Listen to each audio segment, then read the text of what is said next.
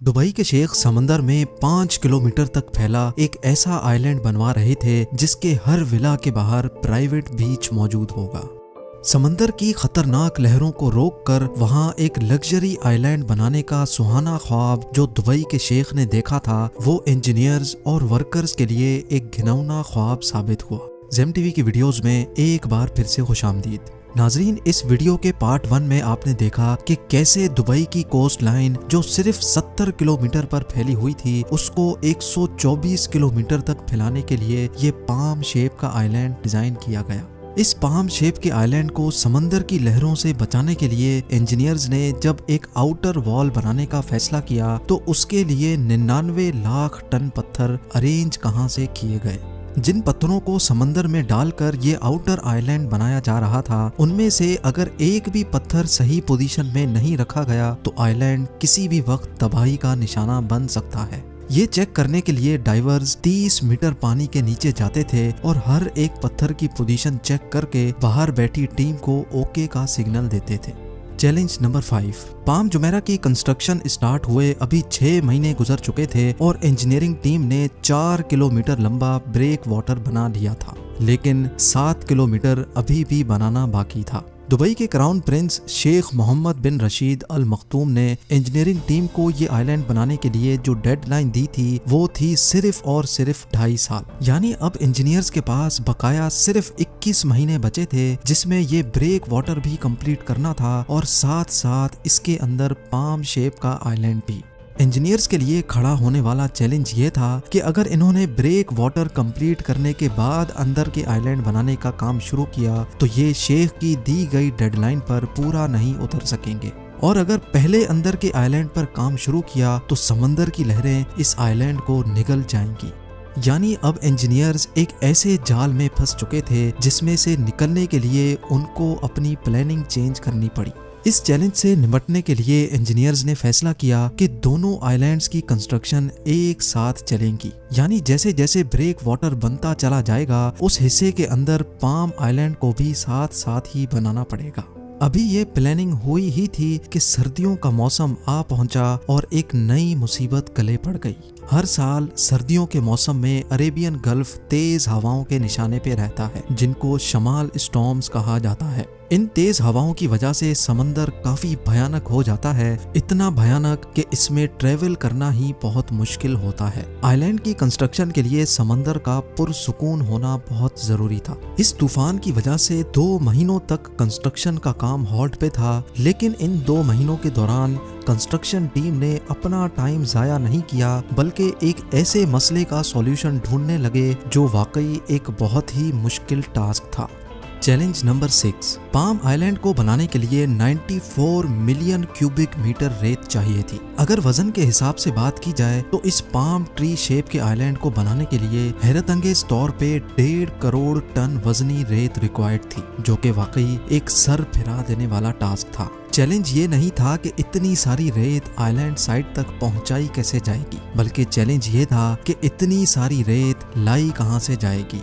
अगर आप ये समझ रहे हैं कि ये रेत दुबई के रेगिस्तान से उठाई जाएगी तो आपका अंदाजा बिल्कुल गलत है। दुबई के रेगिस्तान में बेशक इतनी रेत है कि उसकी कोई लिमिट नहीं, लेकिन ये रेत बहुत ही बारीक है जिसको अगर पानी में डाला गया तो वो पानी में मिक्स हो जाएगी। यानी इंजीनियर्स को एक ऐसी रेत चाहिए थी जो पानी में मिक्स भी ना हो और जिससे आइलैंड मजबूती से खड़ा भी रहे। रिसर्च के बाद मालूम पड़ा कि इस काम को अंजाम देने के लिए जो रेत चाहिए थी वो समंदर के बॉटम से ही मिलेगी। कंस्ट्रक्शन साइट से 10 किलोमीटर दूर समंदर में एक ऐसा पॉइंट तलाश किया गया जहां बॉटम पर इतनी ज्यादा रेत थी जो इस आइलैंड को बनाने में पूरी पड़ सकती है। समंदर के बॉटम से ये रेत निकालने के लिए ड्रेजर का इस्तेमाल किया गया, जो रेत को सक करके अपने टैंक में भर लेता था। सिर्फ 1 घंटे में ये ड्रेजर 8000 टन वजनी रेत अपने टैंक में भर लेता था और फिर कंस्ट्रक्शन साइट पर आकर ये रेत स्प्रे कर दी जाती थी। इस पूरे प्रोसेस को रेन बोइंग कहा जाता है।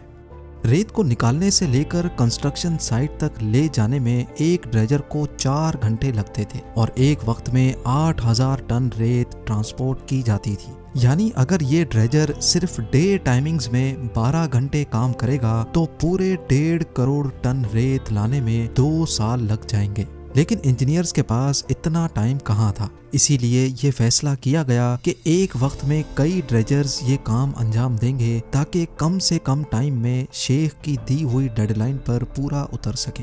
Challenge number 7, palm tree shape के आइलैंड को रेन बोइंग के जरिए से बनाना इतना आसान भी नहीं था। इस पूरे प्रोजेक्ट में सिर्फ एक लाइन सीधी थी, बाकी सारी लाइंस कर्व्ड शेप में थी और खास तौर पे ट्री का ये कॉम्प्लिकेटेड शेप इंजीनियर्स के लिए काफी मुश्किलात खड़ी कर रहा था। ड्रेजर समंदर में रेत स्प्रे तो कर रहा था और आहिस्ता आहिस्ता आइलैंड का कुछ हिस्सा समंदर के ऊपर भी आ चुका था, लेकिन अब जानना यह था कि जो शेप ये लोग बनाना चाह रहे थे वो वाकई बन भी रही है कि नहीं।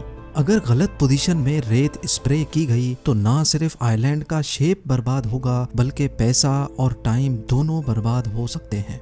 इसी वजह से ये फैसला किया गया कि 650 किलोमीटर ऊपर आसमान में अर्थ के गिर्द घूमने वाली सैटेलाइट की मदद ली जाए। जी हाँ, अर्थ के गिर्द घूमने वाली सैटेलाइट के जरिए पाम जुमेरा साइट की फोटोज ली गईं, जिससे ये साबित हुआ कि अभी तक आइलैंड का जितना भी काम हुआ है उसकी शेप प्लान के मुताबिक ही है। शेख को ये जानकर खुशी तो हुई, लेकिन जैसे जैसे ड्रेजर सैंड स्प्रे करता जा रहा था उसकी मुश्किलात में उतना ही ज्यादा इजाफा भी होता जा रहा था। ना ही समंदर में ट्री शेप की कोई आउटलाइन थी और ना ही ऐसी कोई आउटलाइन यहाँ बनाई जा सकती थी। ड्रेजर का अंदाजे से समंदर में रेत स्प्रे करके पाम ट्री शेप को मेंटेन रखना काफी ज्यादा मुश्किल हो रहा था।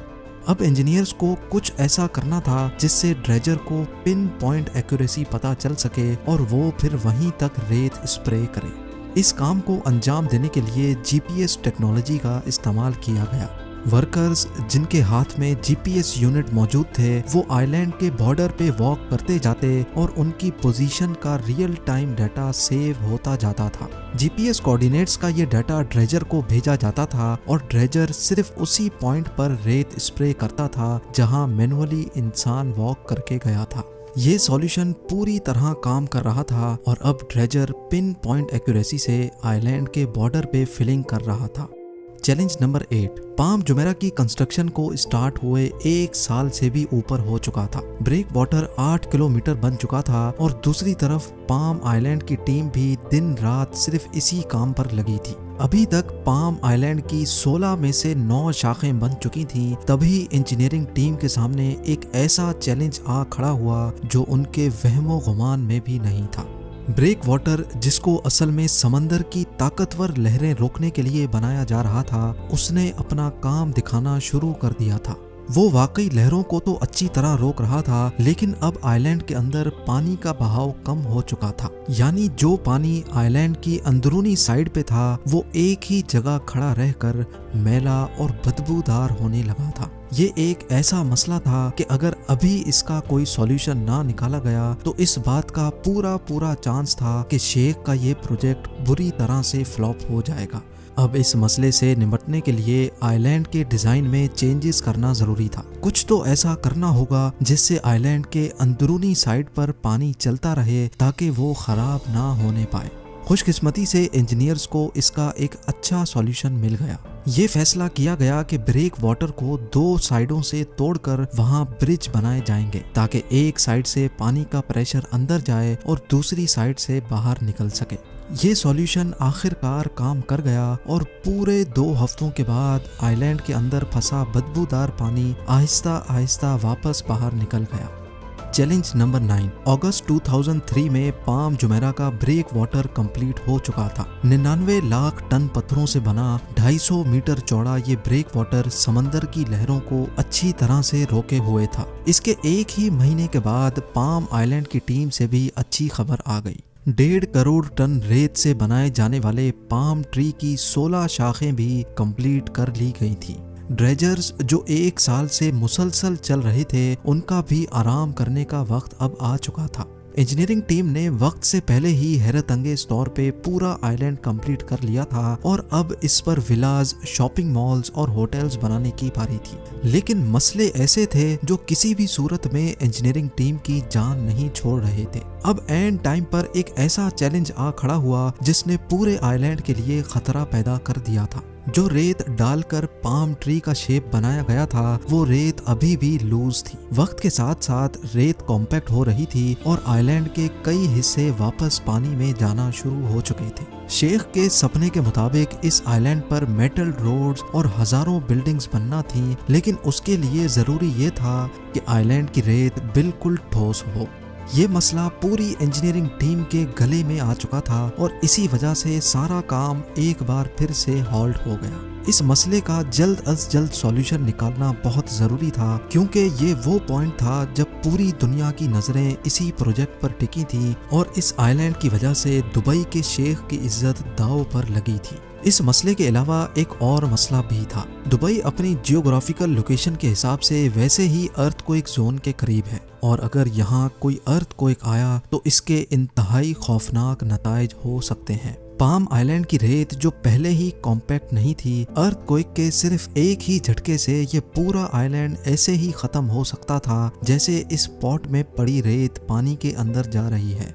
इस मसले का सिर्फ एक ही सॉल्यूशन था कि आइलैंड की रेत को 12 मीटर की गहराई तक कॉम्पैक्ट किया जाए, जबकि नॉर्मल रोड रोलर सिर्फ 6 मीटर की गहराई तक रेत को प्रेस कर सकता है। अब इस मसले से जान छुड़ाने के लिए इंजीनियर्स एक नया तरीका मैदान में लेकर आए। एक ऐसी हाइड्रोलिक ड्रिल मंगाई गई जो जमीन में जाकर अंदर वाइब्रेशन पैदा करती थी। इस वाइब्रेशन से रेत के जर्रात कॉम्पैक्ट हो जाते थे और जिस जगह ड्रिल सुराख करती थी वहां का हिस्सा फुल सॉलिड हो जाता था। ये एक्सपेरिमेंट पूरी तरह कामयाब हो चुका था, लिहाजा अब इस तरह के 2.5 लाख से भी ज्यादा सुराख करके 5 किलोमीटर तक फैले पूरे पाम आइलैंड को ठोस बना लिया गया। जिस आइलैंड को बनाने में 7 साल का वक्त लगना था, 40,000 वर्कर्स की मदद से इसको सिर्फ 3 सालों में ही कंप्लीट करके एक नया वर्ल्ड रिकॉर्ड बना लिया गया। जनवरी 2009 में सारी बिल्डिंग्स बनाने के बाद पहली बार पाम जुमेरा पब्लिक के लिए ओपन कर दिया गया। उम्मीद है जेम टीवी की ये वीडियो भी आप लोग भरपूर लाइक और शेयर करेंगे। आप लोगों के प्यार भरे कमेंट्स का बेहद शुक्रिया। मिलते हैं अगली शानदार वीडियो में।